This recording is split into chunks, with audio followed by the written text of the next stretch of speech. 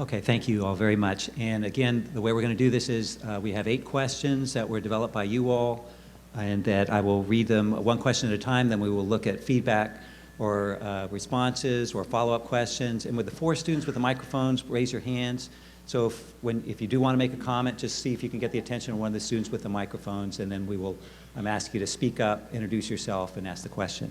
So the first question has to do with on the use of the word unanimous. In the February 19th email tendering his resignation from the Board of Visitors, Robert Blair said, "I was one of several members of the board who argued forcefully for the renewal of Nichols' contract as president of the college." In a daily press article yesterday, Mr. Blair reiterated his claim, saying there was not a unanimous consensus decision or other unanimous action against renewal. He added that at least 2 other current board members contacted him to say they agreed with this assessment.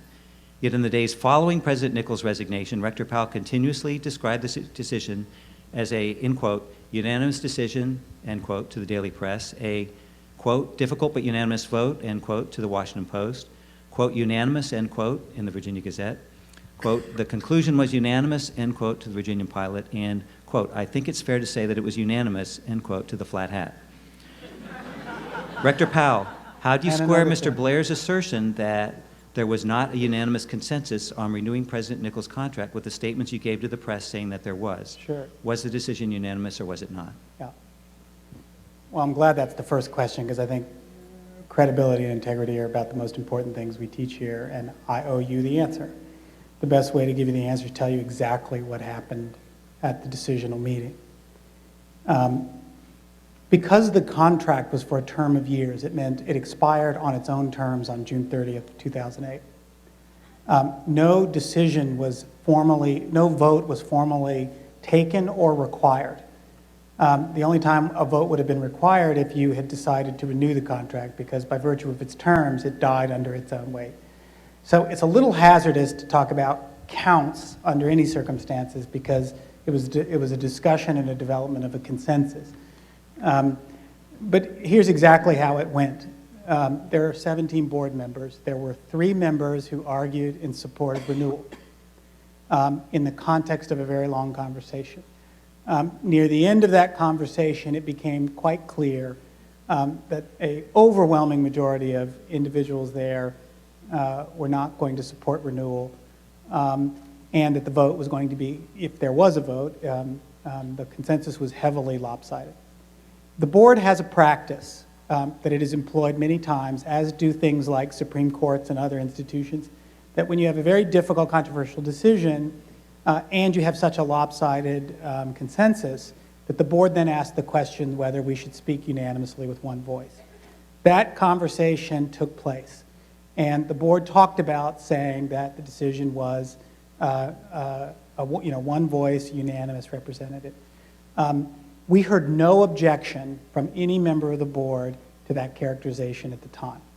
I would point out to you, when President Nichols was hired and I was there, when we stood in the Wren building and took the vote, the very second vote we took was to make the decision unanimous, and that's the view that the board represented to the college.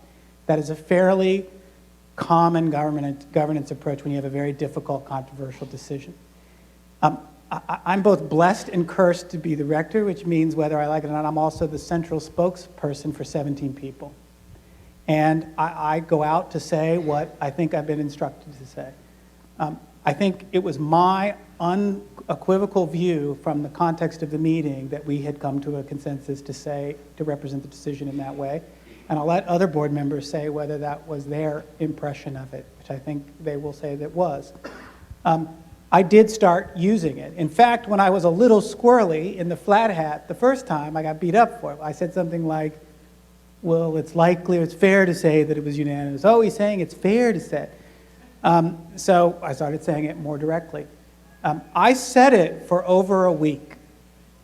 And I have never had a board member to this moment call me and tell me that they were not comfortable with me representing it that way.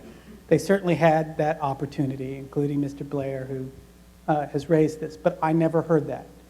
So as far as I was aware, I was representing the view that I remember, and as far as I understood, completely accurately. If I misunderstood that one board member, then I'm sorry. I apologize to him, and I apologize to you for representing it in a way that he disagrees with. But that's how it happened. I can tell you, we can have a discussion about whether it's 14-3 or 15-2, but it's a pretty big number under any circumstances. And I'm sorry if it came across as something less than candid or accurate, but at the time I said it and the time I continued to say it, and even in press articles that are being referred to, other board members are repeating it was their view that it was unanimous. So that's full transparency. I don't want to, it's not for me to speak for those members.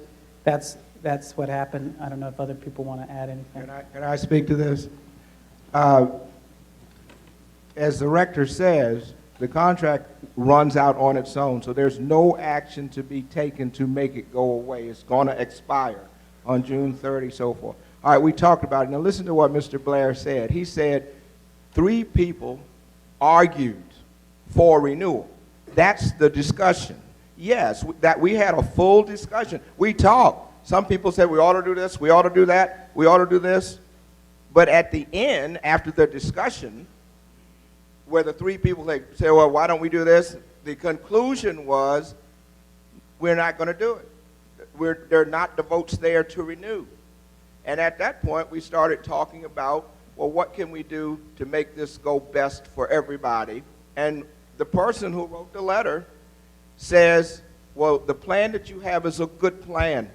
It's a nice touch what you're going to offer. I think that he should take that. I'm going to urge him to take that. This is the person who now comes out and says, attacks us and says it wasn't unanimous.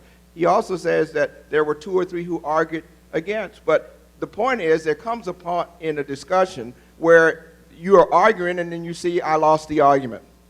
And as the rector says, we typically, when somebody has lost the argument and there's an overwhelming consensus, that's the view of the board. One thing didn't happen. This person who now complains did not say in that moment, note my objection, put me down as against this. He could have said that, but he never said that.